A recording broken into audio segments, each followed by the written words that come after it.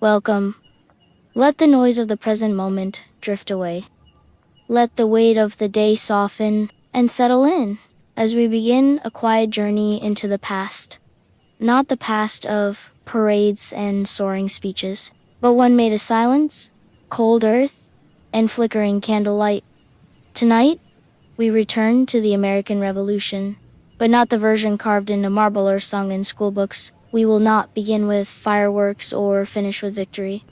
Instead, we will follow the path less traveled, the slow, shadowed one, where forgotten lives moved beneath the surface of history.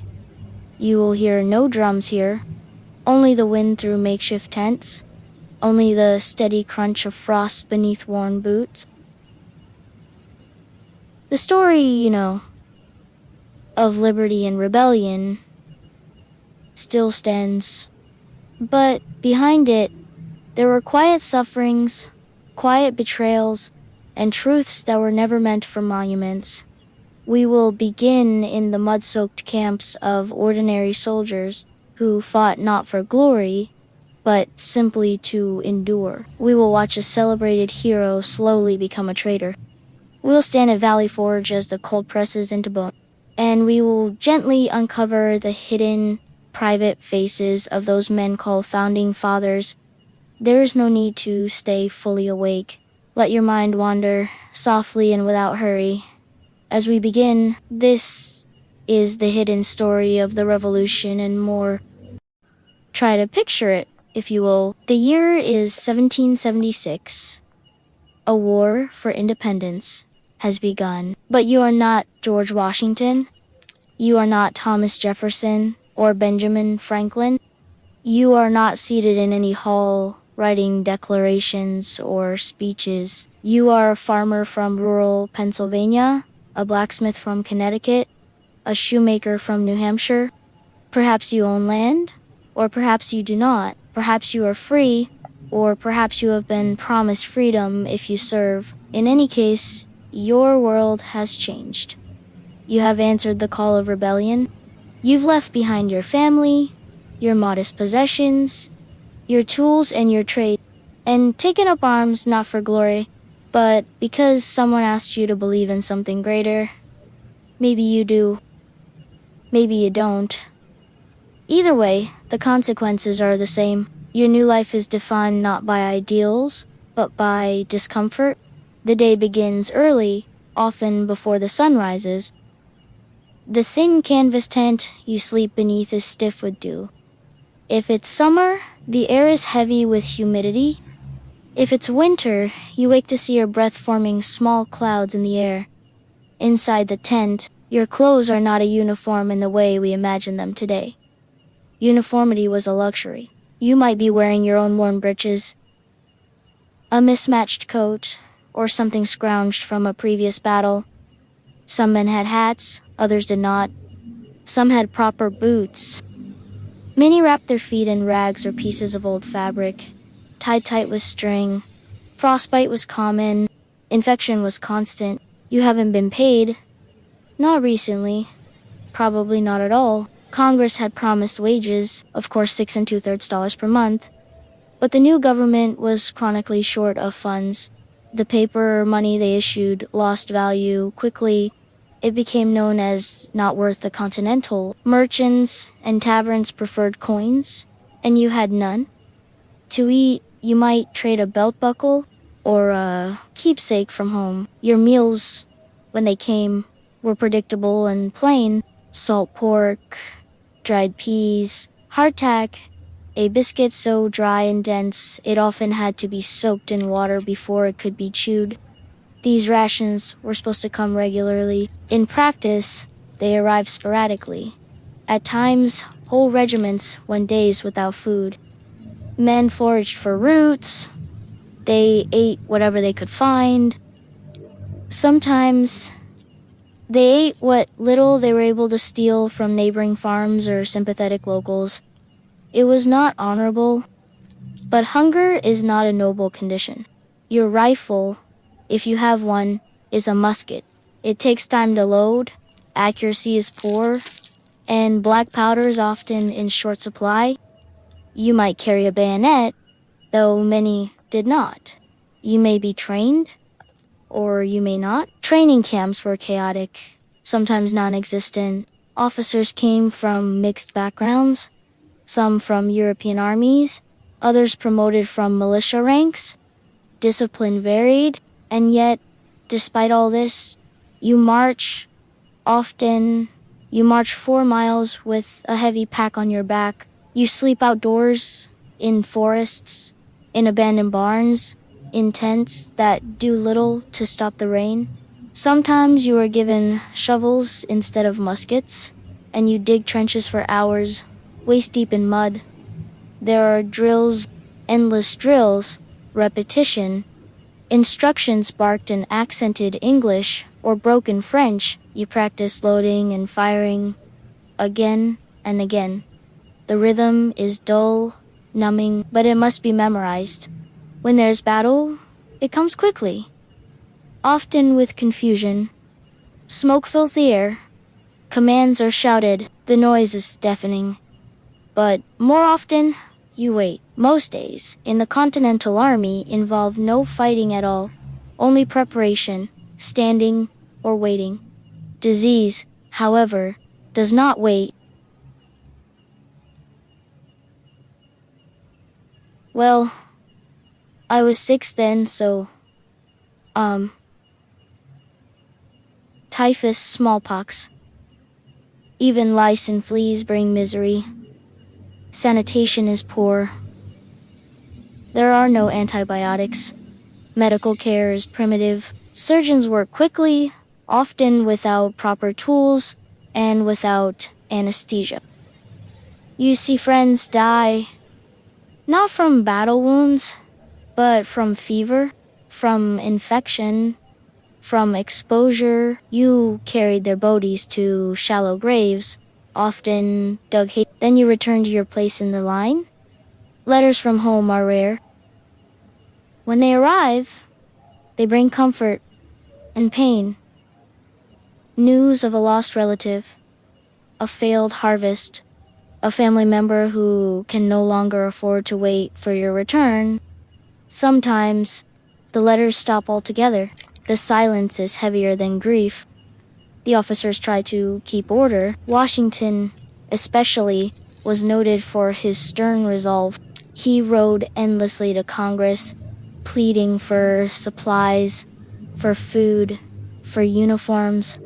Sometimes the aid arrived. More often, it did not. But he remained with his men, and that, perhaps, gave them some sense of dignity. That he, too, suffered the cold and the hunger and the endless waiting. Still, there were moments of desertion. Many simply slipped away. Some were caught. Punishments were harsh. Public flogging, tied to posts and whipped with knotted cords. In extreme cases, death. Washington believed discipline must be upheld at any cost. But the men were already broken in so many other ways. Some stayed because they believed in the cause. Others stayed because they had nowhere else to go. A few were promised land after the war. Many never received it, and yet the army endured, not because they were strong, not because they were fearless, but because they could not afford to stop. The dream was too large, too far, too costly to abandon.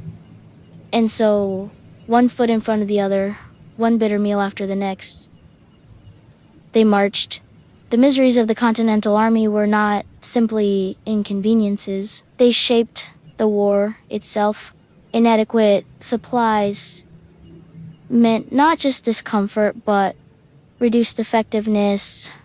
Hunger weakened the body. Cold stiffened the limbs.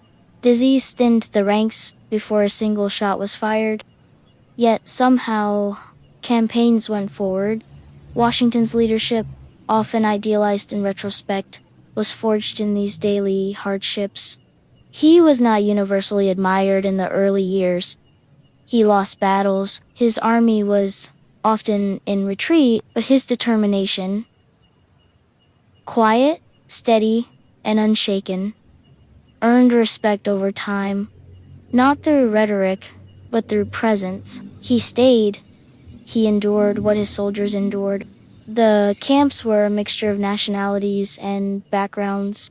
Immigrants from Ireland, Germany, and elsewhere stood beside native-born colonists. Free, black men served in integrated units early in the war, a rare glimpse of racial integration in early American military history. Later, policies shifted, and segregation took hold again. Still, many black soldiers fought, some in hopes of freedom, others through forced conscription by their owners who sought to avoid service themselves. The army also included young boys, drummer boys, messenger runners, water carriers, some no older than 12, others lied about their age to enlist. The work was dangerous, and the pay, if given at all, was meager.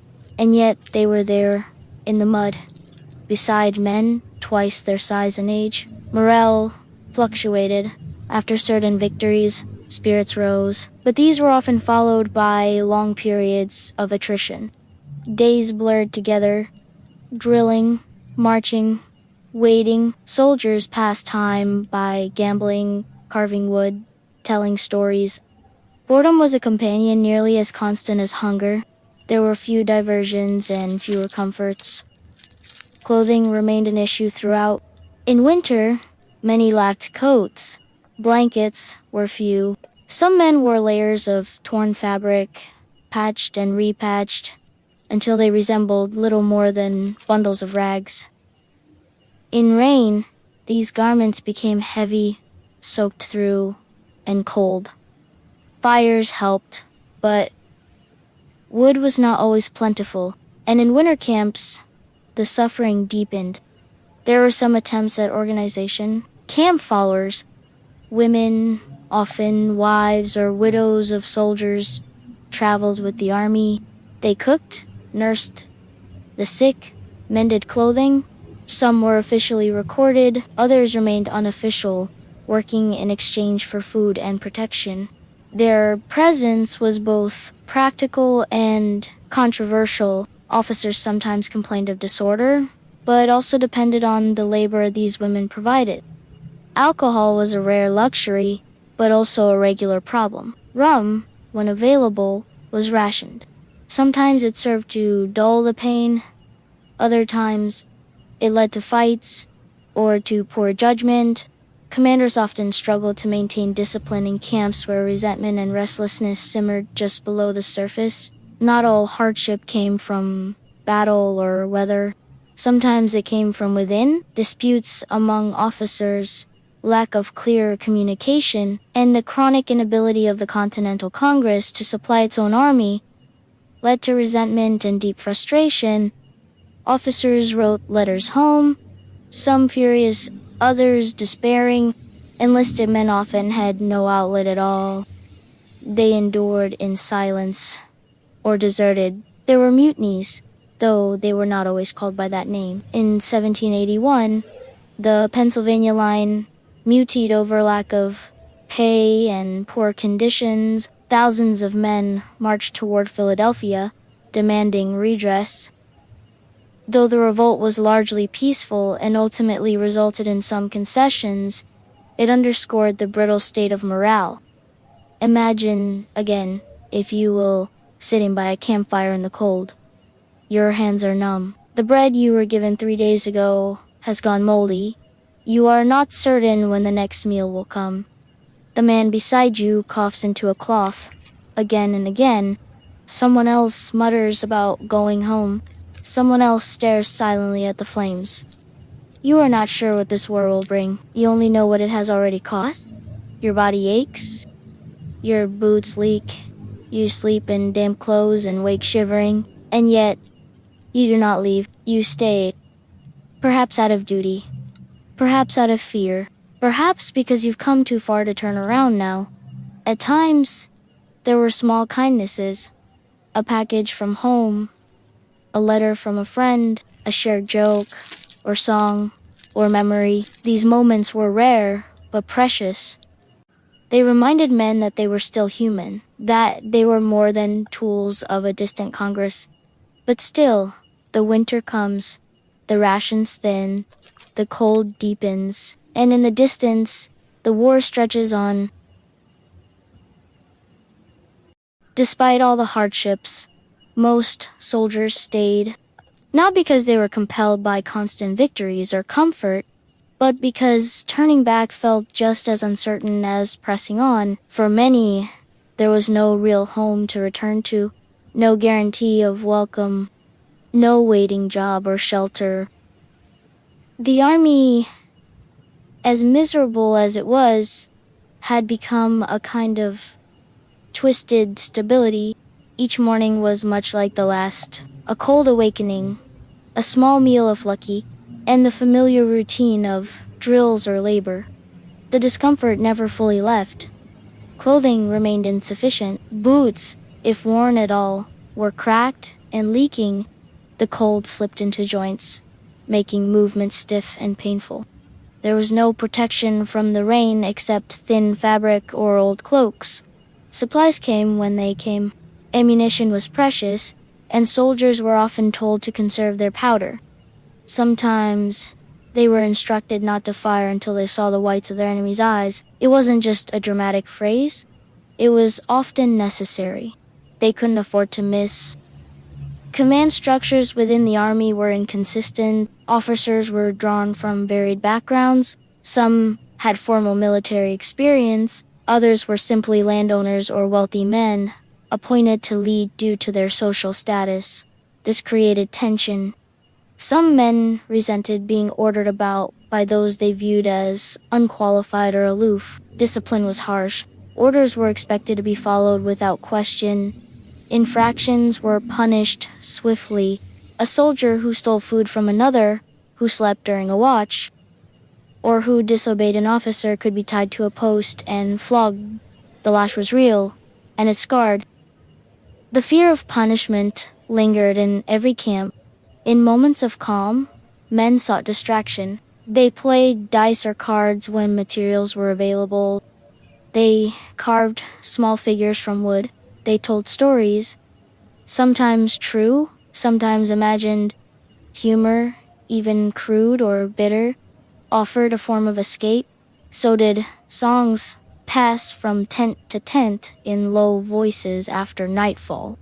Still, the emotional weight was heavier than anything they carried on their backs. Hope became a rare and fragile thing. The promise of liberty, so stirring in pamphlets and speeches, felt far away on rainy nights, spent shivering in silence. Some soldiers questioned their officers, some questioned the Congress, a few questioned the war itself, but most said nothing. They continued as they always had. They drilled, they marched, they waited, and when the enemy appeared, they stood in line, raised their muskets, and followed orders. The enemy, too, suffered. British soldiers marched through foreign lands with their own burdens, but they had better equipment, better pay, better food. In some cases, they were able to buy fresh bread and meat from loyalist farms. American soldiers often looked across the field and saw men better dressed, better armed, and better supplied. It stung. Resentment built, not just toward the British, but toward their own leadership. The Continental Congress was far away, both in distance and in understanding. They issued orders but failed to send boots. They promised gold but sent paper. Soldiers began to feel forgotten. Sometimes they were, after a campaign, a unit might be left without orders for weeks. Winter encampments were announced with little preparation. Men arrived to frozen ground and no shelter. Tents had to be built from canvas scraps or logs.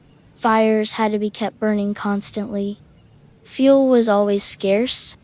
There were also stories, rumors, really, of some officials growing rich during the war. Men who profited from contracts, who sold supplies at inflated prices, who made deals with smugglers. These rumors filtered down into the ranks and fed a deepening sin. Some men began to wonder if the fight was truly for freedom or for someone else's profit. Meanwhile, those who stayed alive and uninjured found themselves bound more tightly to their fellow soldiers. Bonds were forged not in battle, but in long silences, in passing a crust of bread, in standing watch together in freezing winds, in simply being there, still breathing, when others were not. No medals were given, no ceremonies. A man might serve for 3 years, fight in 5 engagements, carry wounded comrades, and still return home with nothing. No land, no pension, not even recognition. The term hero was not common then. Most did not think of themselves that way. They were tired, they were changed, and many would carry the burden of war, not as memory, but as something in their bodies. A cough that would not fade, a limp that never fully healed. But still, they had stayed through hunger, through sickness, through freezing nights and thankless days. They endured quietly. Not all revolutions are won in speeches. Some are won in silence. As the war stretched on, time lost its shape for many soldiers. Seasons passed slowly, the days blurred together. One long chain of marching, waiting, digging, and watching. For some, the war began in their youth and ended in their middle age. It aged them, it wore them down, not with dramatic battle cries, but with steady, persistent discomfort. There were moments of joy, though small and fleeting. A dry pair of socks, a letter from home, a warm meal, however rare. A victory, even if minor, brought some lift to the camp. But more often, men measured time by loss of friends, of strength, of patience. The longer a soldier served, the more he saw the system fray. Supplies promised never arrived. Officers resigned. Units were merged or disbanded. Whole companies vanished, not through defeat, but through slow attrition. Some men simply stopped speaking. Others grew reckless, volunteering for missions too dangerous to expect return. And still, the army was expected to move. The war did not pause. Some men were captured. For them, the story grew darker still. Held in prison ships or makeshift jails, many died from disease or starvation. Conditions were brutal. Exchange of prisoners was not always honored, and news of captured comrades often never reached their families. They became names on a list, or sometimes not even that. Those who remained in the ranks sometimes found themselves turned against their own people. When rations ran out, they were sent to requisition supplies from local farms, not always British farms, not always loyalist farms. Sometimes they took from fellow Americans. This deepened the conflict within. What began as a war for liberty had turned into a series of compromises, of necessities, of decisions that felt less and less clear. And yet, when a battle did come, the soldiers fought, not always with precision, not always with certainty, but they stood, they fired, they charged, they obeyed. The rhythms of battle were terrifying but familiar. The sound of the drum, the blast of musket fire, the clouds of smoke. These were the only consistent parts of war that made any sense. They lost comrades, sometimes in an instant, sometimes slowly. They buried them when they could. When they could not, they moved on. The dead became part of the land, another silent chapter in the geography of the war. There was very little recognition. Officers wrote reports. Victories were celebrated in distant cities, but the common soldier was rarely named. He went home, if he lived, with no pension, no fanfare. Many applied for benefits in later years, writing long letters to Congress, explaining their service, their hardship, their need. Some received small grants, others were told the funds had run out. And still, many never spoke bitterly. They had endured. That was enough. They returned to farms, to shops, to families who had changed without them. Children had grown. Fields had gone untended. Loved ones had passed. Some veterans found peace in quiet routines. Others did not. Some carried memories that did not fade with time.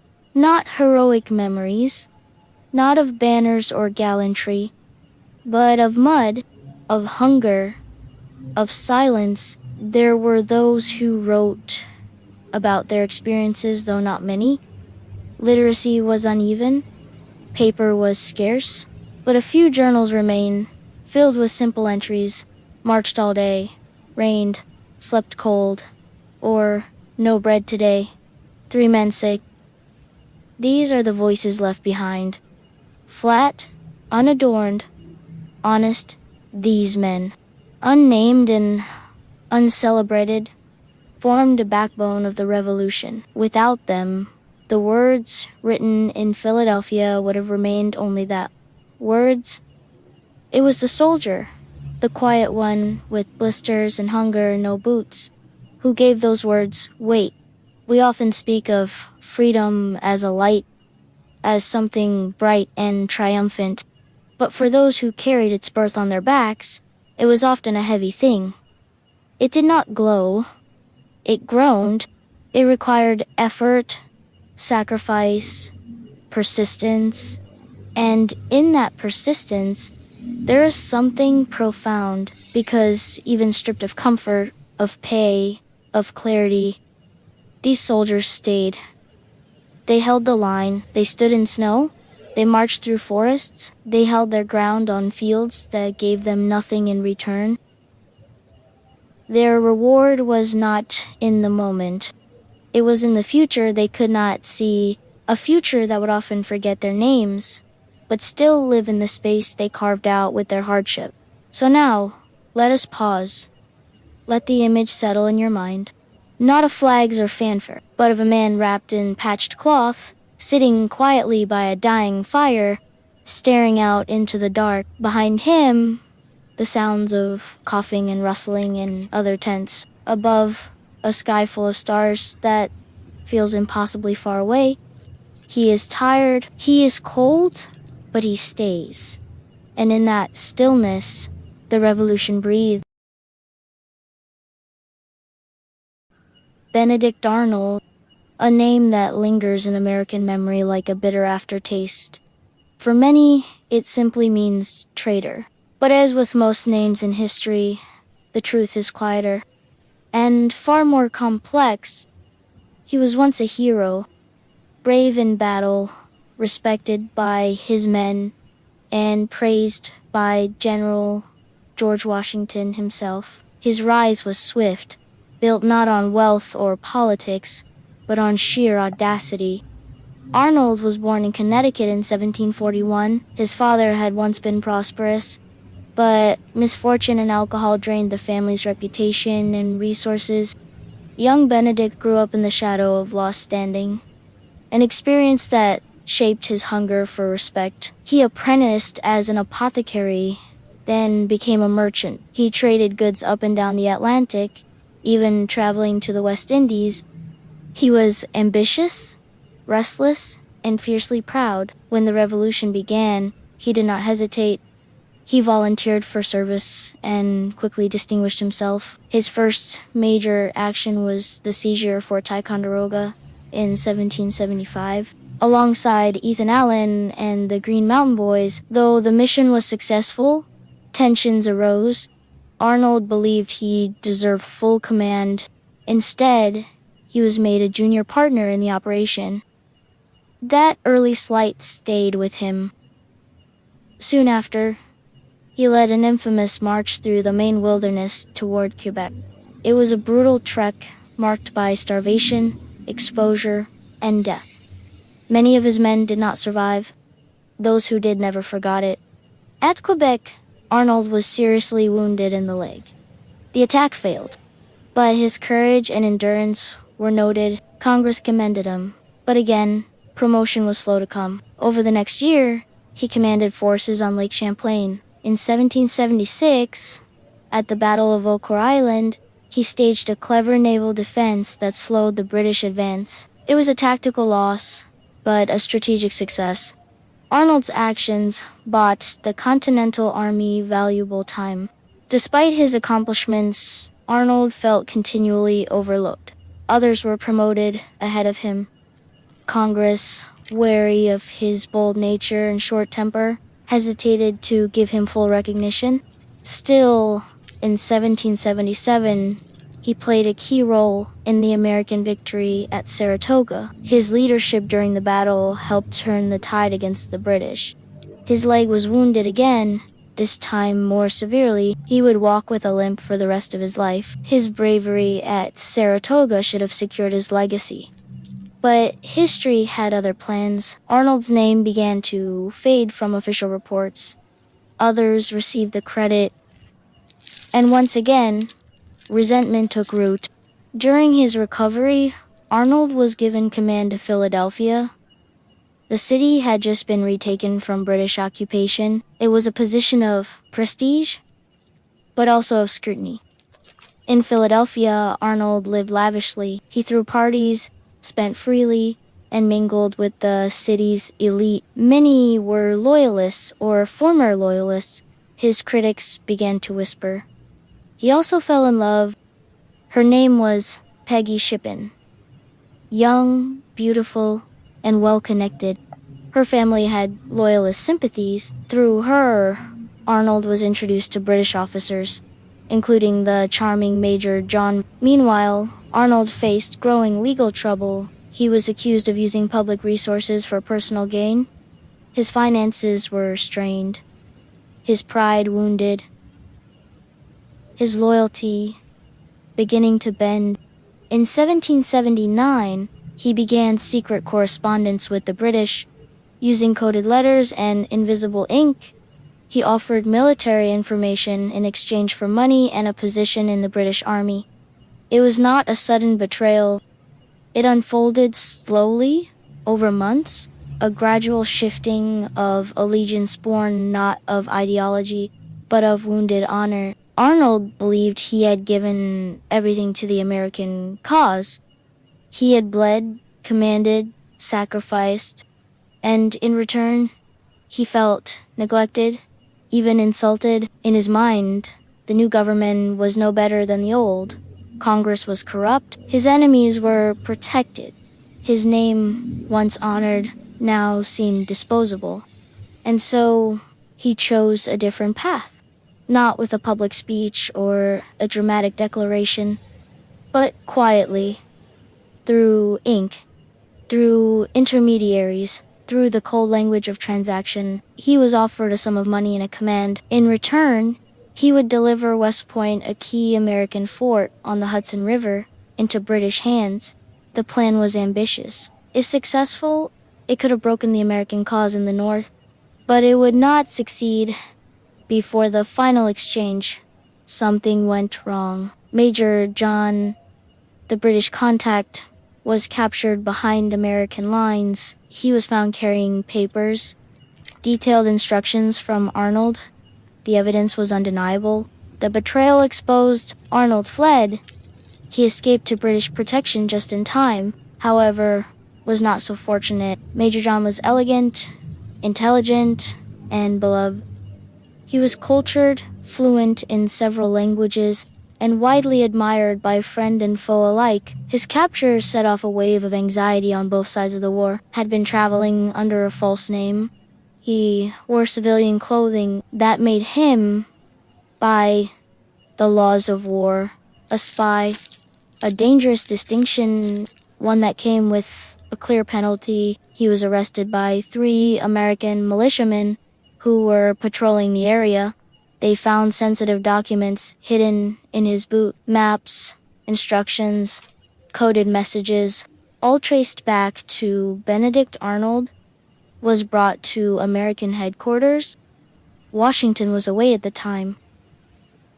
By the time he returned, the evidence was laid bare. S identity confirmed. The plot to surrender West Point unraveled. The news of Arnold's betrayal struck like thunder. Washington was stunned. He had trusted Arnold, defended him, promoted him. Now, he stood betrayed by one of his finest generals, a man he had invited into his inner circle. The soldiers were furious. The officer corps, embarrassed. The public, betrayed. Washington hoped to exchange for Arnold. He offered terms, pleaded for justice, but the British refused. Arnold was too valuable.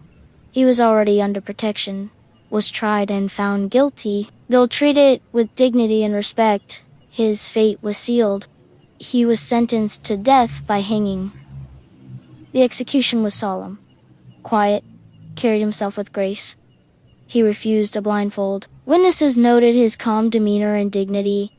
On October 2nd, 1780, he was hanged. His death caused sorrow even among his enemies. Washington and Lafayette both mourned his loss. Some believed should have been spared. But war, especially civil war, rarely leaves room for such mercy. Meanwhile, Arnold settled into his new life. He was given a commission in the British Army with the rank of Brigadier General. He received part of the promised payment, but admiration did not follow him. He was distrusted by both sides. Among the British, he was seen as useful, but tainted. A man willing to betray his own country might, they reasoned, do so again. Respect, once lost, was not easily regained. Arnold led raids against American forces in Virginia and Connecticut. He fought effectively, but never gained full authority. The British used him, but kept him at a distance. His reputation in America was ruined beyond repair. His name became shorthand for treason. He was burned in effigy. His portrait, once displayed in halls of honor, was taken down. The man who had once been a national hero had become its greatest villain, and yet he had not always been a villain. That complexity made many uncomfortable. Arnold had fought bravely, endured wounds, won battles. He had given more than many others, and still he turned. His motivations remained debated. Was it pride? Was it money? Was it revenge? Or was it something quieter? A deep weariness, a loss of faith, a sense that the world had turned cold. Even his family was divided. Peggy Shippen, his wife, remained loyal to him. She was questioned at length, but never charged. Some believed she encouraged his betrayal. Others thought she merely followed him. They had children, raised them in exile, lived a life of wealth, but not peace, not belonging. Arnold eventually moved to England. He tried to rebuild a life. He wrote letters defending his actions. Few listened. Fewer still replied. He ran a business for a time, sought new ventures. Always, he carried the weight of his name. He remained restless, never fully accepted, never trusted. When he walked through London, people sometimes stared, not in admiration, but in recognition. He was known, but not honored. Toward the end of his life, his health declined. His old war wounds returned with a vengeance. His leg, shattered at Saratoga, caused him constant pain. He walked with difficulty. He died in 1801, at the age of 60, in a modest home, far from the battlefields where he once led charges, far from the country he had betrayed and once served so faithfully. In his final days, it's said he asked to be buried in the uniform of the Continental Army. Whether true or not, the story lingers, a symbol of divided loyalty, of identity split in two. Benedict Arnold remains one of the most complicated figures in American history. He was brave, he was wounded, he was proud, and he was broken. Some say he betrayed his country, others say his country betrayed him. Perhaps both are true. The double life of Benedict Arnold. The story of Benedict Arnold did not end with his escape. His presence remained in letters, in rumors, in whispered warnings among American ranks. His name became a weapon. Don't be an Arnold. The phrase carried weight. Officers used it as a warning. Parents spoke it to children. His betrayal became part of the language of disloyalty. But history is rarely simple. For all his faults, Arnold was not a coward. He faced danger head-on. He charged into battles. He led from the front, often putting himself at greater risk than necessary. His wounds were real, his sacrifices undeniable, but so was his bitterness. So was his pride. He had asked for honor and received questions. He had asked for trust and received suspicion. In his eyes, he had been wronged. Repeatedly. In British service, Arnold continued to fight. In 1781, he led troops into Virginia. He raided and burned Richmond. It was swift and brutal. The destruction angered many. Even loyalists questioned his tactics. He later attacked New London, Connecticut, his own birthplace. Homes were destroyed. Civilians fled. The fire spread across the town. For those who had once known him, it was unthinkable. To fight against your former country was one thing, but to bring war to your home soil, that crossed a line. These actions deepened his infamy. He was no longer just a traitor in the eyes of the Americans. He was something more personal. A man who had turned on his neighbors, his kin. Even in British circles, he remained on the fringe. He was consulted on occasion, but rarely given command of consequence.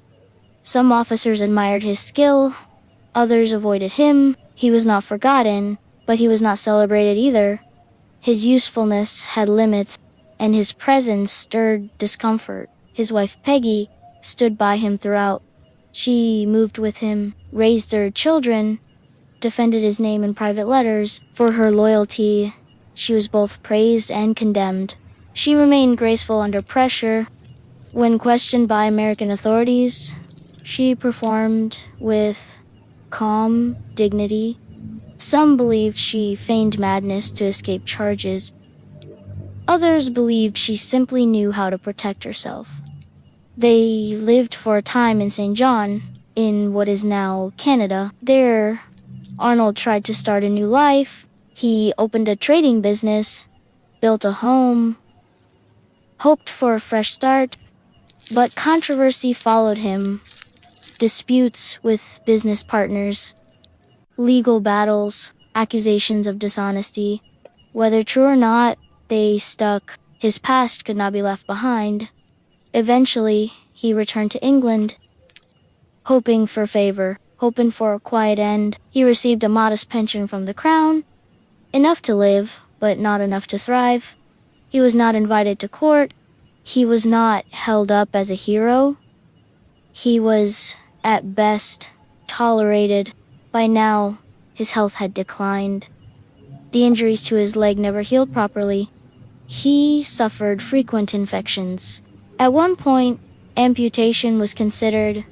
It left him weak and in pain, but perhaps more than the physical pain was the silence, the absence of honor, the loss of identity. Once, he had been a man with purpose, a leader, a warrior. Now, he was a memory people preferred not to name. And yet, his story did not vanish. In America, his name was carved into textbooks, always as a warning. His actions analyzed, his choices judged, rarely forgiven, never forgotten. Over time, some historians began to reconsider, to ask deeper questions. What drives a man to betray his country? Is it greed, wounded, pride, a failure of character, or is it something less visible? A slow erosion of faith. In Arnold's case, it may have been all of these. He was proud, he was impatient, He craved honor. When it was denied, he grew bitter. When denied again, he grew vengeful.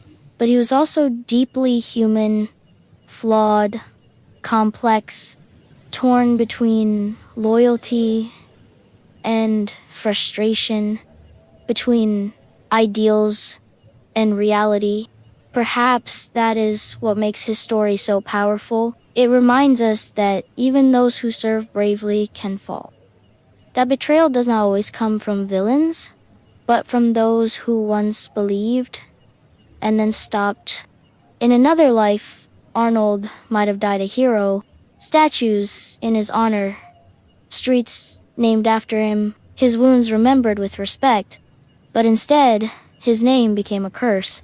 That is the sharp edge of history.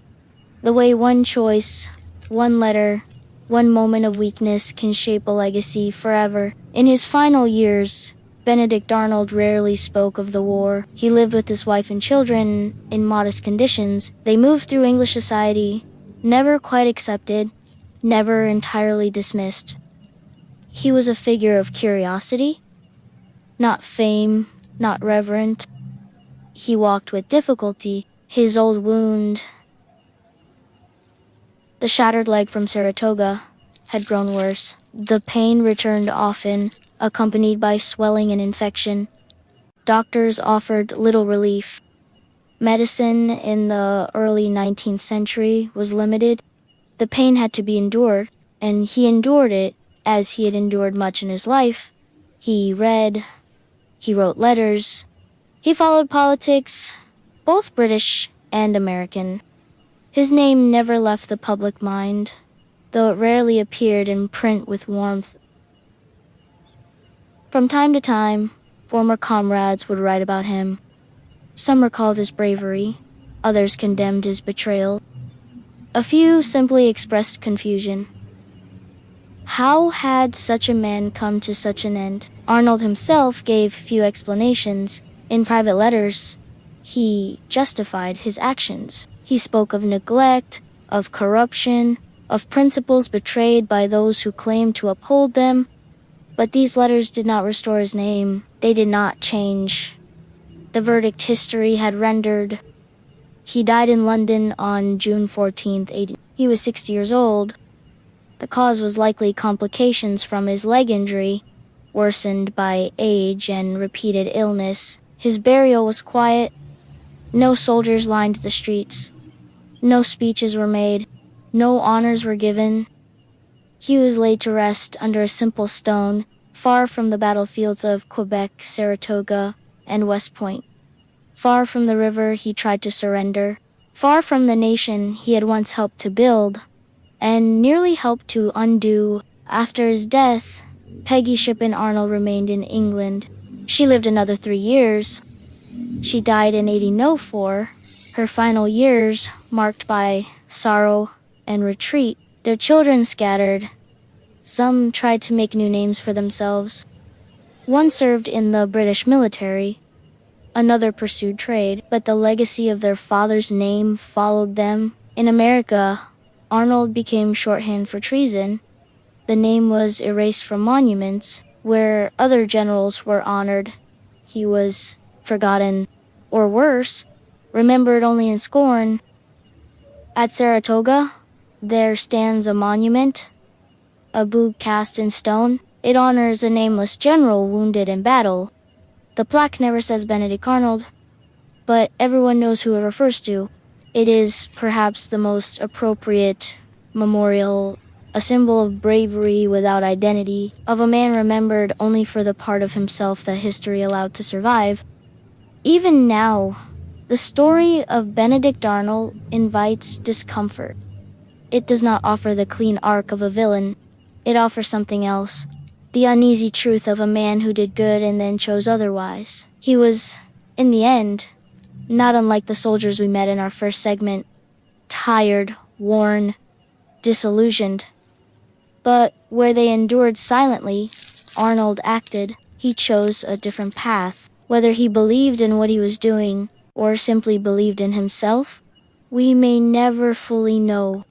But his decision altered the course of history. He forced the Americans to confront their own weaknesses. He reminded the British that loyalty, once lost, could not be reclaimed. He showed that greatness is not permanent. It can erode, and quickly. And so, his name lives on, not in bronze, but in whispers, in warnings, in the subtle caution that even heroes can fall, that no reputation is beyond risk. If you walk through London today, few signs remain of Benedict Arnold's life there. No grand statues, no proud markers, only an occasional mention in archives or libraries. But in the quiet halls of history, his name echoes still.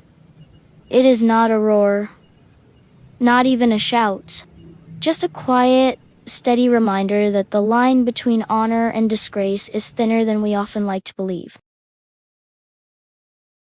The Ghost Army of Valley Forge, Valley Forge. The name has become a symbol of endurance, of suffering, of quiet strength beneath unimaginable conditions. But what really happened there? The winter of 1777 into 1778 was harsh. Cold swept across the Pennsylvania landscape like a slow-moving tide. Snow fell early. The wind never stopped. The Continental Army, worn and ragged, arrived in December. Washington chose to site carefully. It was close enough to Philadelphia to monitor British movements, but far enough to avoid sudden attack. There was no town at Valley Forge, no fortress, just open land, wooded hills, and a few scattered farms. The army had to build everything from scratch. Cabins were constructed using nearby timber. Each was about 12 by 16 feet, small, cramped, usually shared by 12 men or more. The floors were dirt, the roofs often leaked. Inside, it was damp, smoke lingered from small fires. Blankets were few. Clothing was thin. Many had no shoes. The snow soaked through everything. The men slept side by side, shoulder to shoulder. Body heat became the only warmth. Food was scarce. Supply lines were on. Wagons were delayed or lost. What did arrive was often spoiled or inadequate. Meat, when available, was tough and unseasoned. Bread, more often, hard biscuit. Malnutrition set in quickly. Bodies weakened. Minds dulled. Tempers flared. Disease spread without pause. Typhus, dysentery, smallpox, pneumonia. Every illness made worse by cold, hunger, and poor sanitation. Nearly 2,000 men died that winter. Not in battle, but in beds made of straw on the floors of crowded huts, quietly, unseen. Yet somehow, the army held together. Washington remained. He wrote letter after letter to Congress, pleading for supplies, for clothing, for meat. He organized what he could, sent officers to pressure local farmers, sent scouts to find food. His presence mattered. He shared the cold. He walked among the men. He slept in a simple house, not a grand tent. His command was not absolute. Some questioned his leadership, some pushed for his replacement, but his steadiness could not be ignored. And then something shifted. A man arrived. A stranger, at least to most. He spoke broken English, wore a crisp uniform, and carried himself with confidence. His name was Frederick Wilhelm von Steuben. He had once served in the Prussian army. Though his credentials were exaggerated, his skill was real. He understood discipline. He understood structure. Von Steuben brought more than drills. He brought a system, a method. He trained a model company, taught them to march, to load, to fire in unison. Then he had them teach others.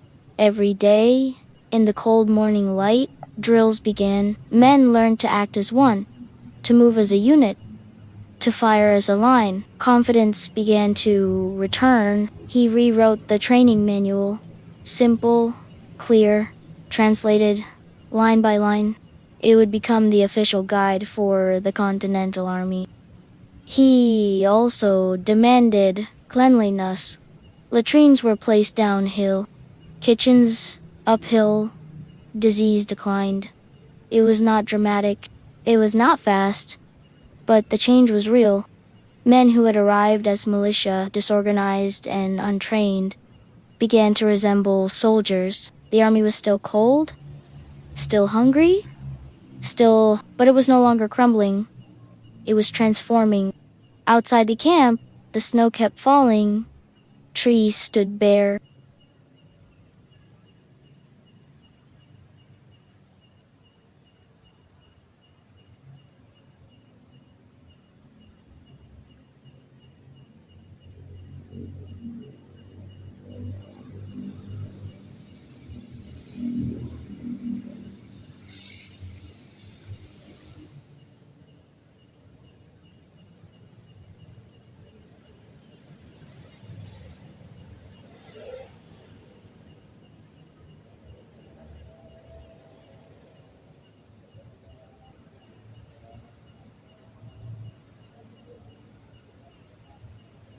But inside the camp, hope stirred quietly. Not in speeches, but in footsteps, marching in rhythm, in fires that stayed lit, in drills repeated until they became instinct. This was the ghost army of Valley Forge. Not an army of phantoms, but of men who seemed forgotten, who had nearly vanished into hunger and despair, but did not. They endured, they learned. And when spring came, they were ready. Morning at Valley Forge began in silence. A thin mist often clung to the ground. Smoke rose from chimneys. The snow around each cabin was trampled, brown with mud and ash. The sun took its time. Cold air lingered long after dawn. Breath steamed from the mouths of men standing in line. Roll call was slow. Many names went unanswered. Some men were in the sick tents. Others had passed quietly in the night. Drills began shortly after. Wooden sticks stood in for rifles. Real muskets were saved for combat. Powder and ball were too scarce for training. Von Steuben insisted on form. Shoulder to shoulder, step by step, each man moving in time with the next. At first, the men resisted. They were hungry, cold, and skeptical. But repetition dulled resentment. Order brought rhythm. Rhythm brought purpose. Mistakes were corrected firmly, but without cruelty. Von Steuben swore in several languages, then translated for clarity. Officers watched carefully. Many learned alongside the men. No one was exempt, not even those with years of experience. Cleanliness improved as well. Tents were inspected, latrines enforced, water was boiled, soap distributed when available. Sickness slowed, not everywhere, but in enough places to be noticed. Spirits lifted slightly. Evenings were quieter. After drills, men returned to their cabins. Fires were lit, meals prepared. Whatever was left from the day's ration was shared. Talk was low and steady. Stories from home, news from nearby towns. The occasional song hummed more than sung. For entertainment, men carved tools, played simple games, or read newspapers when available, or read aloud. Some wrote letters by candlelight with frozen fingers. They scribbled messages of hope or longing. Many letters never reached their destination. Postal systems were slow, interrupted, or unreliable. Still, writing them gave comfort. Religion also played a role. Chaplains moved among the troops. Prayers were offered. services held in open air or makeshift chapels. Faith was personal. Not every man believed, but in the stillness of night, even doubters sometimes joined the circle. Washington, meanwhile, worked tirelessly. He coordinated supply lines, met with officers, walked the camp on foot, nodding to men as he passed. He rode daily to Congress. His letters were direct, not angry, but urgent. He described the hunger, the sickness, the need. He also defended his command. Critics in Congress doubted him. Some favored other generals, but Washington stayed focused. His leadership style was not fiery. It was patient. He listened. He weighed options. He rarely acted in haste. That steadiness mattered. In a winter of uncertainty, it gave the army something to rely on. Outside the camp, farmers brought occasional supplies. Some were sympathetic, others had to be persuaded. Requisitions were controversial. Officers were sent to seize food, hay or firewood from local farms. Receipts were given, but payment was uncertain. Some locals resented the army, their livestock taken, their barns emptied. Patriotism thinned under pressure. Others gave freely: a sack of potatoes, a dozen eggs, a wool blanket for a friend in uniform. The relationship between soldier and civilian was uneasy, but survival depended on both. By February, the shape of the army had changed. Men stood taller, their movements more precise. The drills became muscle memory. Visitors to the camp were surprised. What had been a ragged assembly now looked like an organized force. British scouts observed from afar. They noted the change. Reports were sent back to Philadelphia. The enemy had expected a broken army, but what they saw was discipline. Even Congress began to notice. Supplies slowly increased.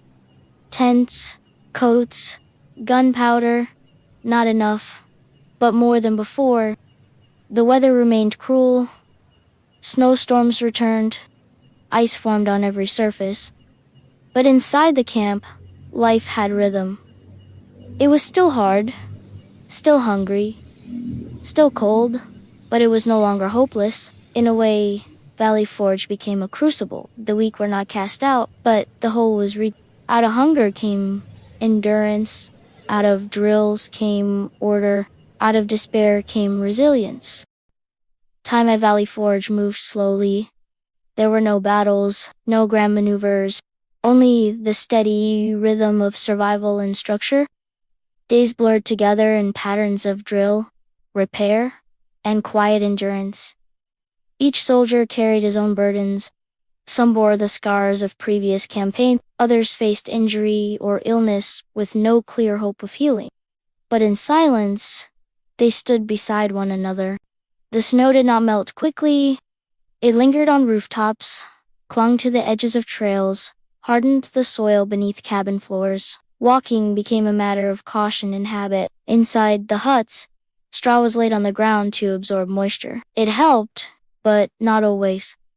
Mold crept into corners. Boots remained damp. Fires were kept low to conserve wood. Too much smoke caused coughing fits. Too little warmth brought numb fingers and sleepless nights. Men adapted. They found ways to stretch supplies. They boiled bones for broth, scraped together flour and fat for cakes that could be cooked over flame. Uniforms were patched again and again. Thread was precious. A torn sleeve could not simply be discarded. Every layer mattered. Despite this, morale held firm. Von Steuben's drills gave the men a sense of purpose. Movement, even repetitive, reminded them they were soldiers, not just survivors. He introduced commands in French, then translated them with the help of Washington's aides. Officers memorized them. Enlisted men practiced until instinct took over. Muskets were cleaned daily bayonets, sharpened. cartridge boxers reorganized. The army learned not just how to fight, but how to be prepared. Washington created an inner circle of trusted officers. Nathaniel Greene, Henry Knox, and others worked closely with him. Their leadership helped stabilize the broader command. Greene took over supply logistics. He organized what little they had. He located sources for new provisions and negotiated with surrounding states. Knox worked with artillery. He maintained the cannons, instructed troops in their use, and planned future positioning. His quiet precision earned respect. The soldiers noticed these efforts. They felt the shift, however small. The days were still hard, but the cause no longer felt aimless. Letters from home brought mixed news. Some spoke of births, marriages, or harvests. Others brought word of illness, death, or loss of property. Some men stopped reading aloud. They folded their letters and tucked them away. The emotions stirred were too much to bear in public. Yet even in grief, they returned to the drills, to the patterns, to the firewood collection, and the constant mending of gear. Community became survival. Soldiers leaned on one another. They shared meals, shared blankets, shared memories of places they hoped to see again. Arguments were rare. The cold left little energy for quarrels. Disagreements, when they came, were brief and quickly forgotten. The camp was not free of conflict, but it was not ruled by it. Men had learned the price of anger. They chose endurance instead. As winter turned toward spring, the ground softened. Trees began to bud. The sky grew lighter, earlier each day. Hope arrived slowly. It was not loud. It was not sudden. It arrived in the drip of melting snow, in the steam that rose from warm soil. Reports came in. The French had officially entered the war. An alliance had been formed. Supplies, ships, and soldiers would soon follow. This news changed everything. It meant the revolution had weight beyond the colonies. It was no longer just a rebellion. It was a war with allies. Washington shared the news with care. He knew how fragile morale could be, but he also understood what this could mean for the men. There were cheers, laughter, even some soldiers wept openly, more from exhaustion than joy. It did not change the cold or the hunger, but it gave purpose to the pain. It gave shape to the sacrifice. The British, still in Philadelphia, now faced a stronger opponent. The army at Valley Forge was no longer a mob. It was something else. A force, a memory, reforged, tired, but trained, scarred, but disciplined. Not ghosts. Not anymore. By late spring, the transformation was nearly complete.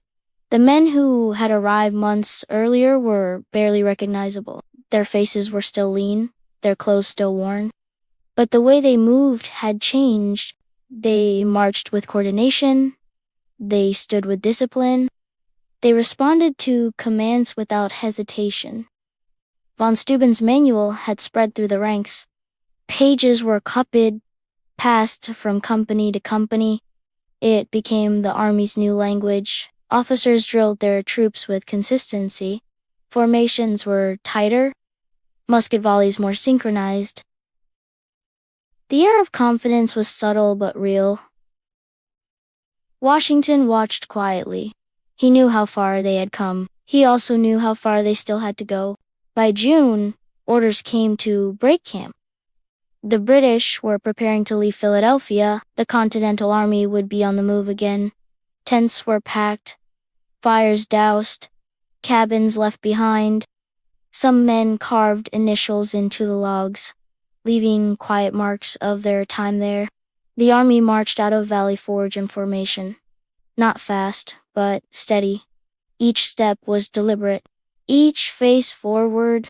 Along the roads, civilians watched. Some stared. Others saluted. Word of the army's endurance had begun to spread. The sight was unexpected. Many had heard only rumors of suffering and disease. What they saw was something closer to order. The march led to Monmouth, where the army would meet the British in open battle. That fight would test all they had learned. The weather was brutal. Heat replaced snow. Dust replaced ice. But the training held. At Monmouth, they fought not like farmers, but soldiers. They maneuvered. They regrouped. They stood their ground. Washington led from the field.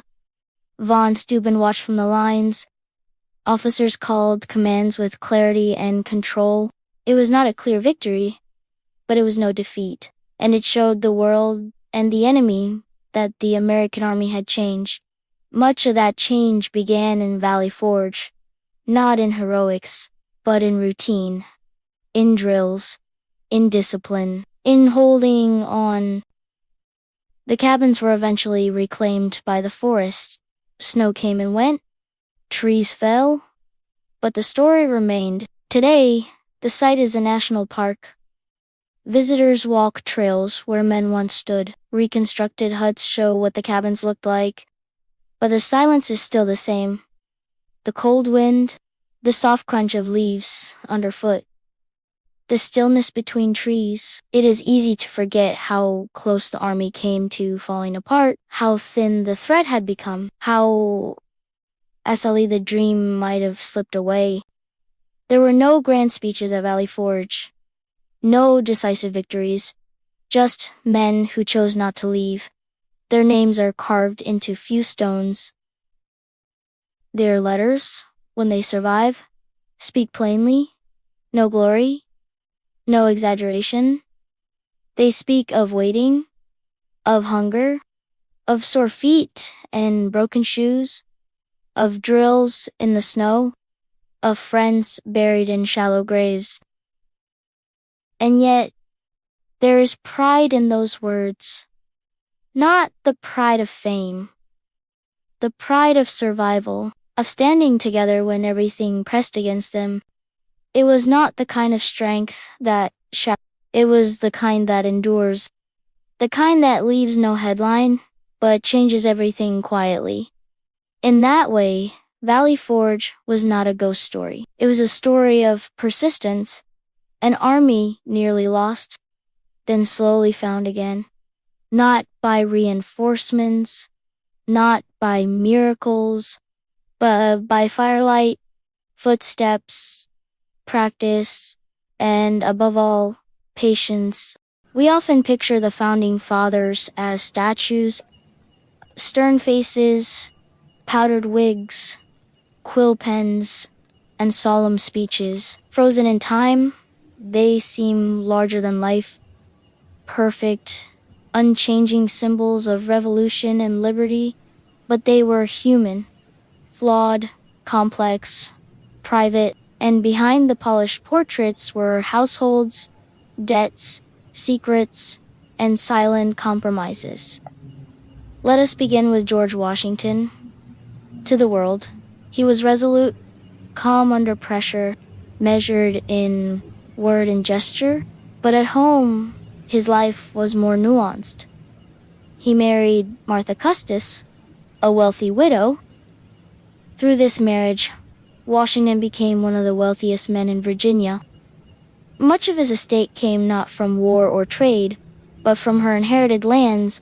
Their marriage appeared steady, respectful, affectionate, though not romantic in the way modern minds might imagine. They wrote warm letters, yet few survived. Martha burned most of their correspondence after his death. Washington managed Mount Vernon with the same discipline he brought to the battlefield. He woke early, reviewed ledgers, oversaw workers. Much of the estate's labor came from enslaved people. He owned more than 100 by the time he became president. Some were inherited, some acquired. He expressed discomfort with slavery in private writings, but remained an active participant. He arranged for some to be freed upon his death, a rare gesture among his peers, but during his life, he benefited from their labor. a contradiction he never fully resolved. Then there was Thomas Jefferson, brilliant, articulate, philosophical. He wrote the Declaration of Independence with poetic clarity. Yet in his personal life, Jefferson lived with paradox. He championed liberty but enslaved more than 600 people during his lifetime. He designed architecture and loved classical ideals, yet his plantation relied on forced labor. After his wife Martha died, Jefferson's romantic life remained quiet in public. But behind the scenes, he fathered children with Sally Hemings, one of the women he enslaved. She was much younger. Their relationship remains debated, whether it was love, coercion, or something more complex. But the children they had were real, and Jefferson never publicly acknowledged them. He freed some of them later in life. Others lived as white in the North, blending into society. The subject was considered scandalous, even at the time. Jefferson also struggled with debt. Though wealthy in land, he lived beyond his means. He bought books, furniture, wines, luxuries he could not afford. By the end of his life, he was heavily in debt. Monticello, his grand estate, was sold to pay creditors. His belongings were auctioned. His family left with little. Benjamin Franklin offers a different example. Worldly, curious, pragmatic. Franklin was never quite like the others. Older than most, he had built his reputation long before the Revolution. He began as a printer, a businessman. He rose through effort and wit. He wrote almanacs, ran newspapers, and built networks of friends and allies. He was also known for his charm. In Paris, he was adored. His wit and easy manner won him friends in salons and embassies alike. He had a wife, Deborah Reed. They spent much of their marriage apart. She stayed in Philadelphia. He lived in Europe for years at a time. Their relationship was strained by distance. She died while he was overseas. Franklin never remarried, though he remained socially active. He had several illegitimate children. One, William Franklin, became a loyalist, siding with the British during the Revolution. Their political divide became permanent. They never reconciled. Franklin supported the abolition of slavery later in life. But earlier, he had owned slaves and published advertisements for enslaved people in his newspapers. Like others, his beliefs evolved slowly. He was not a soldier, not a battlefield leader, but he negotiated peace, secured alliances, and shaped the public imagination of the new nation. And then there was John Adams, sharp-tongued, principled, often underestimated. He was a man of deep intellect and even deeper insecurities. He loved his wife, Abigail, with rare intensity. Their letters remain among the most personal and revealing in early American history. They spoke of politics, children, philosophy. They were equal in mind.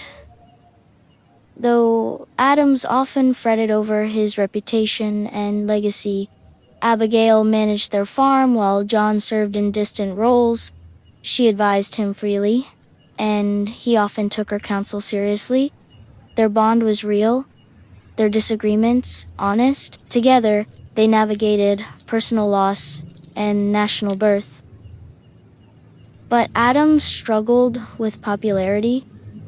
As president, he was criticized. He passed controversial laws, including the Alien and Sedition Acts, which restricted speech and immigration. He retired, bitter, believing he had been unfairly judged. Yet history would later reconsider him with sympathy. Like Jefferson, he died in debt. On July 4th, 1826, the same day as Jefferson, 50 years after the signing of the Declaration, many founding fathers lived with a split identity, public duty and private life pulling in opposite directions. They were admired for their convictions, yet often struggled to uphold those ideals in their own homes. This contradiction was not hidden, but rarely spoken aloud. Alexander Hamilton is perhaps the clearest example of ambition pressed against private turmoil. Born out of wedlock in the Caribbean, he rose rapidly through intellect and determination. He served as Washington's aide, led troops into battle, and helped build the nation's financial system from the ground up. But Hamilton was always aware of his outsider status. He lacked the pedigree of Jefferson or Adams. His need to prove himself pushed him relentlessly into politics, into arguments, into scandal. He married Elizabeth Schuyler, daughter of a powerful New York family. Their union brought him stability and respect. They had several children, and she stood by him even when others did not. Yet Hamilton's drive led him into a personal crisis. In the late 1790s, he became the center of America's first major political sex scandal. He confessed to an affair with Maria Reynolds, and worse, admitted to paying hush money, leaving himself vulnerable to blackmail. Rather than allow his opponents to expose him, Hamilton published a pamphlet detailing the affair. It shocked the public. Many saw it as a fall from grace. Elizabeth remained silent, but their marriage suffered. Over time, they reconciled. Elizabeth would later defend his legacy fiercely, collecting his papers and shaping how future generations remembered him. Her quiet strength balanced his restless energy. Another founder whose private life deserves a closer look is James Madison. Known as the father of the Constitution, he was reserved, bookish, and deeply thoughtful. His speeches were not stirring, but his writings shaped the foundation of American governance. He married Dolly Payne Todd, a vivacious widow known for her social charm. Their personalities were opposite, but complementary. While Madison focused on theory and law, Dolly managed their public image, hosting salons and gatherings that softened political tension. Dolly became one of the most beloved women in early American society. She saved important state documents during the War of 1812, including a now famous portrait of George Washington. Her poise helped define the role of First Lady.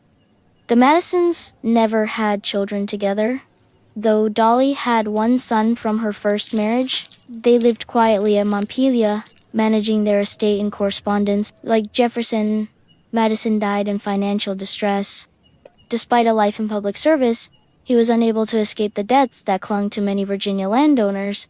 His estate was sold off gradually after his death. Gouverneur Morris, another founder, less often discussed, had a sharp wit and an unconventional life. He wrote the preamble to the Constitution and served as a diplomat to France during the Revolution. He was known for his charm and confidence, even after losing part of his leg in a carriage accident. Unlike many of his peers, Maurice remained single for most of his life and indulged in several romantic affairs abroad. He finally married late in life, surprising many of his friends. His personal letters reveal a man both flirtatious and philosophical, deeply engaged with the world, yet often amused by its contradictions. And then there is the quiet tragedy of John Jay, a lawyer and diplomat. Jay was the first Chief Justice of the United States. He negotiated key treaties and helped co-author the Federalist Papers. But Jay's personal life was marked by sorrow. His wife Sarah, intelligent and politically engaged, fell seriously ill after years of strain. Her death left Jay bereft. He withdrew from public life soon after, choosing solitude over continued service. In his later years, Jay focused on religion, farming, and his children. He refused appointments back into government, even when offered prestigious roles. He died peacefully, largely forgotten by a nation he had helped shape. The private moments of these men often stood in quiet contrast to their public lives. Where they argued for liberty, they sometimes denied it at home. Where they called for order, their own finances or relationships unraveled. Their contradictions were not always hidden. In letters, journals, and court records, their human frailty emerges. Some acknowledged it, others avoided the subject entirely. Yet perhaps that is what makes their stories enduring. They were not gods, not saints, but men with wounds and worries, trying to build something greater than themselves. The myth of perfection does them no favors. It flattens their struggles, softens their decisions, and removes the weight of their private burdens. When we remember them only in marble, we lose something real. And what they left behind, buildings, words, traditions, was shaped not just by principle, but by personality, by the tensions of love and pride, of fear and duty. In the next part, we will look more closely at the contradictions of liberty and slavery in the founding generation, a quiet divide that shaped both their households and the nation itself.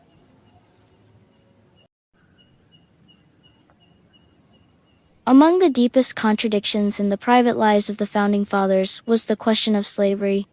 Many of them wrote passionately about liberty, while relying on the labor of enslaved people to maintain their estates. It was a contradiction they lived with, explained away, or simply ignored. George Washington, as mentioned earlier, owned a large number of enslaved individuals. At Mount Vernon, their labor sustained the plantation's tobacco fields, its livestock, and the domestic needs of the household.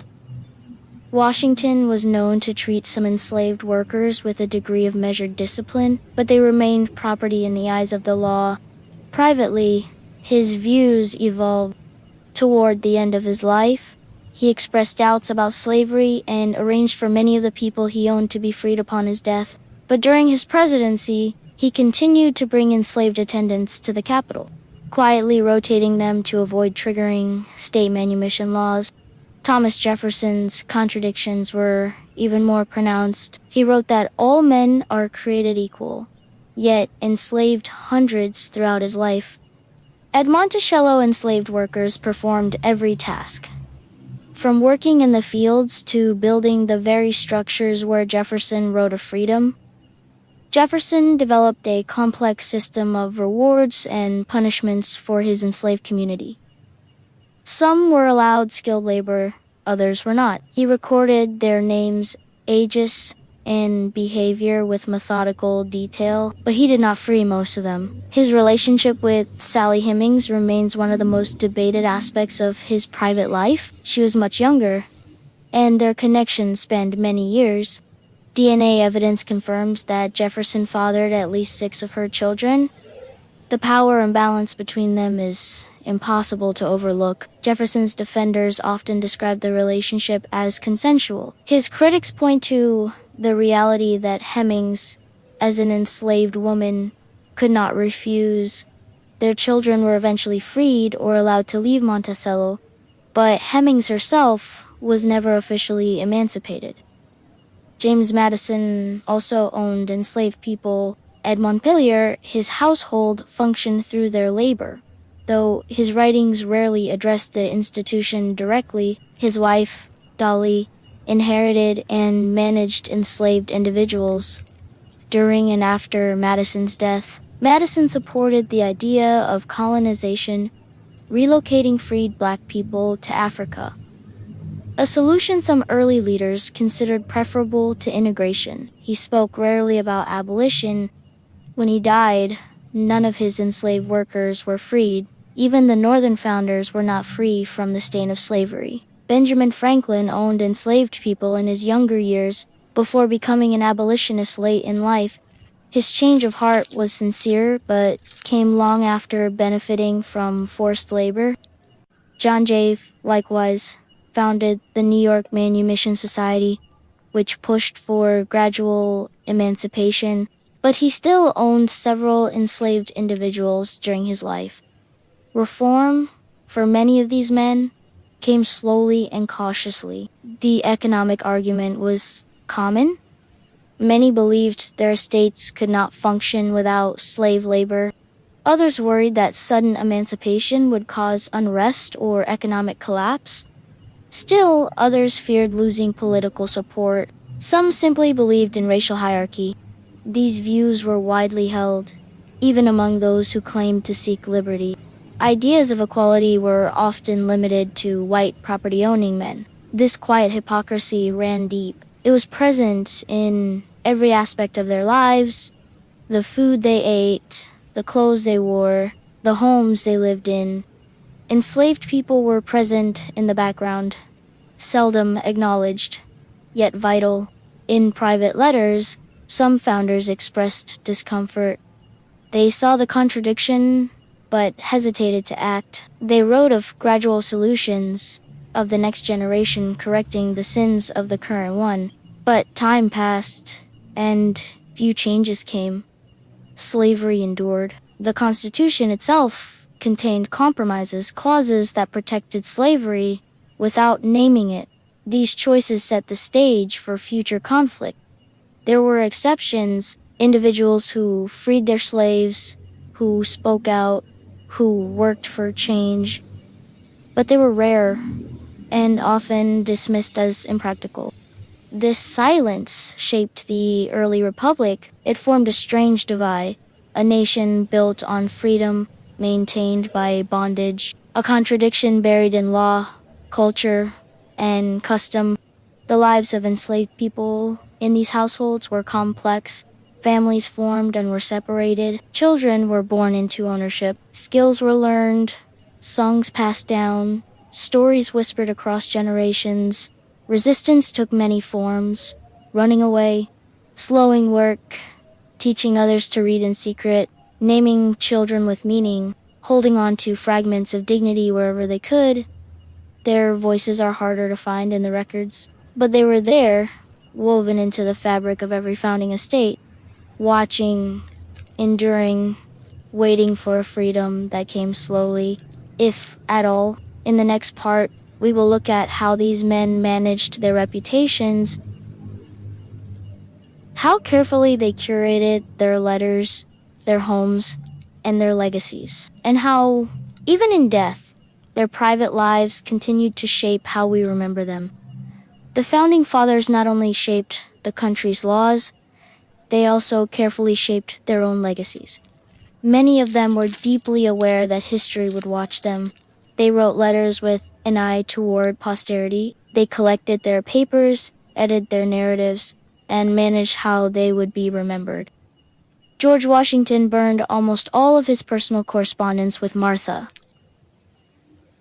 The reason was never fully explained. Some say it was an act of privacy.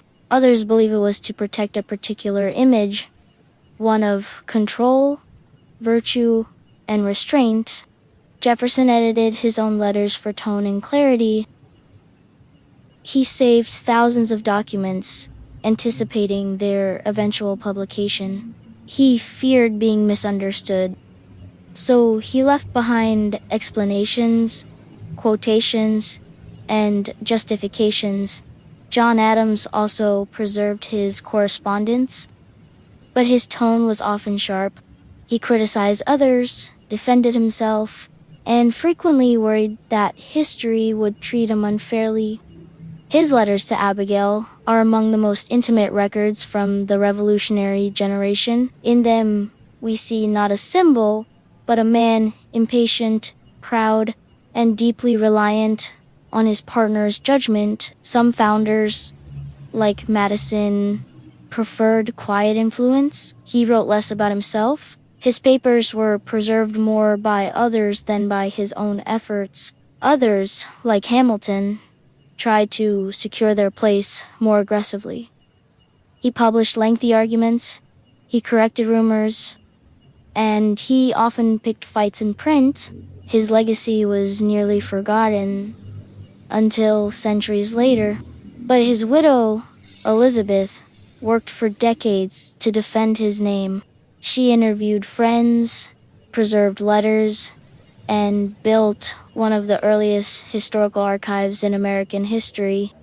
Even the homes of the founders became part of their legacies. Monticello, Mount Vernon, Montpelier, these were not just residences. but statements, architectural expressions of identity. Jefferson designed Monticello himself. He filled it with classical references, scientific instruments, and Enlightenment ideals. Yet beneath the floors and the shadows, enslaved workers kept the estate functioning. Washington's Mount Vernon became a model plantation, clean, symmetrical, and carefully managed. Tourists began visiting even before his death. It was meant to impress, and it did. These homes were curated, rooms arranged to show taste and control. Libraries were displayed, gardens were kept, even personal items were placed to suggest refinement. But the image did not always match the reality. Behind elegant facades were mounting debts, family tensions, and complicated politics. The line between public and private blurred. In death, some founders became larger than they had ever been in life. Washington was mourned across the nation. Jefferson and Adams died on the same day, July 4th, 50 years after the Declaration. Their passing was treated as divine symbolism. Others faded into quieter memory. James Monroe died poor. John Jay retreated into obscurity. Even Franklin, once the most famous American alive, became a less central figure in the nation's myth. And yet, the stories of their lives continued to evolve. Later generations would elevate some and criticize others. Each era reshaped the past to reflect its own values. The contradictions of their lives became more visible. Their writings were re-examined, their portraits reinterpreted, new voices entered the story. Not just presidents and generals, but wives, workers, and those they enslaved. Today, the private lives of the Founding Fathers are part of the national conversation. Not to diminish their achievements, but to understand them more fully. To see them not as legends, but as human beings. They dreamed of a republic rooted in reason and liberty. They also struggled with the weight of privilege, the cost of ambition, and the tension between ideals and power. In their letters, we find doubt as well as certainty. In their homes, we find order and hidden labor. In their families, we find love, grief, and silence. Their legacy is not one thing, it is many things woven together, layered with complexity. We do not need them to be perfect. We need them to be real, because their real lives filled with compromise, contradiction, and quiet striving are part of the fabric of the country they helped create. And when we remember that, we can also begin to imagine a fuller, richer story. One where all voices are heard. One where the private and public are no longer separate, but part of the same long conversation. And so, we leave the revolution behind. Not the one of fireworks or flowing banners, but the one of frostbitten boots, ink-stained letters, and silence between cannon fire. The one that lived in hunger, in patience, and in quiet decisions made far from glory. We began with the soldier, tired, unpaid, uncertain, a man with no fame, but steady footsteps. His name may be lost to history, but his endurance built its foundation. We met Benedict Arnold, a man remembered for his fall, but once lifted by courage and wounds. His story reminded us that betrayal often grows not in evil, but in injury. In the quiet places where recognition fades and bitterness grows, we stood in the cold of Valley Forge, where an army nearly disappeared, but did not, where drills replaced despair, where silence was not surrender, but transformation. And we wandered through the drawing rooms and private halls of the Founding Fathers. Behind their words were contradictions. Behind their portraits, burdens. They believed in liberty, and yet lived with slavery. They dreamed of a nation, and yet feared its future. They were not perfect, but they were real. History, when softened from textbook form, is not always heroic. Sometimes it is tired. Sometimes it is ashamed. Often it is simply quiet. And that, too, is worth remembering. The revolution was not just fought in fields, it was carried in hearts, in the long waits between battles, in the choices made by people who had nothing and still gave everything.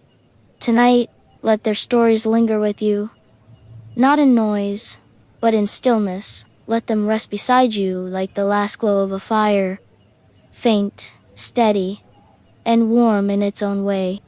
Sleep well.